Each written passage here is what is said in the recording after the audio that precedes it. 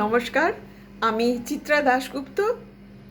চিত্রার খেরোর খাতার গল্প স্বরচিত গল্প ও কবিতা পাঠের আসর জমাতে আজকে আমি আবার এসে উপস্থিত হয়েছি আপনাদের সামনে। আজ গুরু পূর্ণিমা। গুরু বলতে আমাদের জীবনে চলার প্রতিটি পথের প্রতিটি বাঁকেই আমরা অনেক গুরুর সান্নিধ্যে আসি।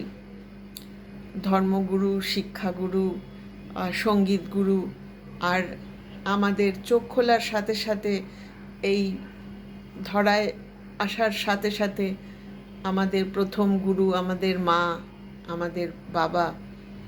তো আজকে আমি এখানে এক সঙ্গীত গুরু ও তার শিষ্যের অটুট বন্ধনের গল্প পড়ব। গল্পর নাম রুখ কিউ গয়ে। তাহলে শুরু করছি। শ্যামল তখন ইঞ্জিনিয়ারিং ফাইনাল ইয়ারের ছাত্র। বুদ্ধিদীপ্ত, ডাকাবুকো ছেলে, তবে একটু খ্যাপাটে। মানে ওর যা ভালো লাগে ও সেটাই করবেই। ছোটবেলা থেকে সেতার শিখছে, এখন সেতারটা ওর প্যাশন। গুরুজির খুব প্রিয় ছাত্র শ্যামল, বড় মিষ্টি হাত ওর। গুরুজি বলেন ওর মধ্যে মা সরস্বতীর দেন আছে। সপ্তাহে 2 দিন যায় গুরুজির কাছে তালিম নিতে। রাত হলে বাড়ির সবাই যখন ঘুমিয়ে পড়ে, চারদিক চুপচাপ, তখনও ছাদে মাদুর পেতে সেতারটি কোলের ওপর নিয়ে বসে রেয়াজ করে। ওর সেতারের ঝংকারের মূর্ছনায় চারদিকটা মুখরিত হয়ে ওঠে। ও যে কত রাত পর্যন্ত বাজায় কেউ জানে না। ছাদের চিলাকোঠাটাই ওর ঘর, তাই কেউ টের পায় না ও কখন শোয় কখন ঘুমায়।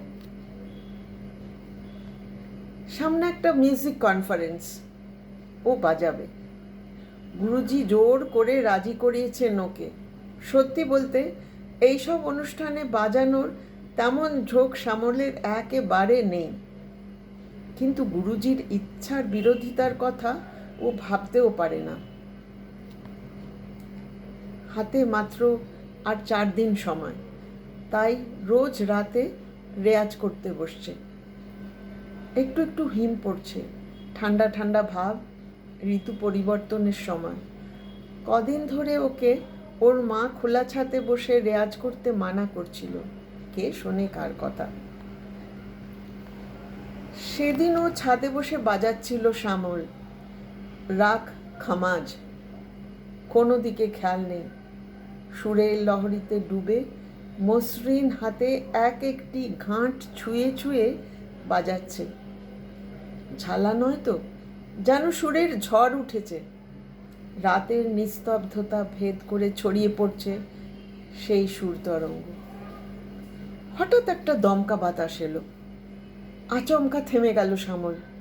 কেমন একটা ঠান্ডা অনুভূতি। রুক কিউ গয়ে বেটা, বাজাও। চমকে উঠল শ্যামল। কার গলা শুনল? গুরুজি?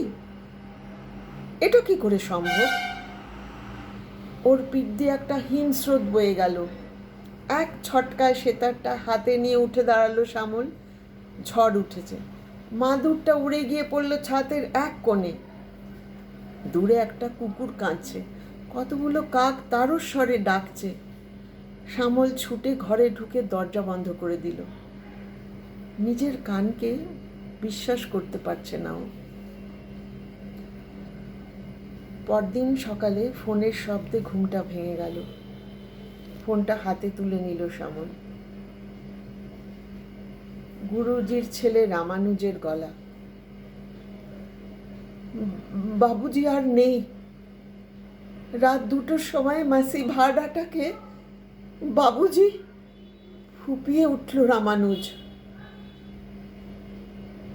আজও শ্যামলের মনে প্রশ্ন জাগে সেই রাতের ঘটনাটা কি করে সম্ভব। কোনো উত্তর খুঁজে পায় না। শুধু ওর কানে এখনো বাজে रुक क्यों गए बेटा, বাজাও। নমস্কার, কেমন লাগলো জানালে খুব খুশি হব।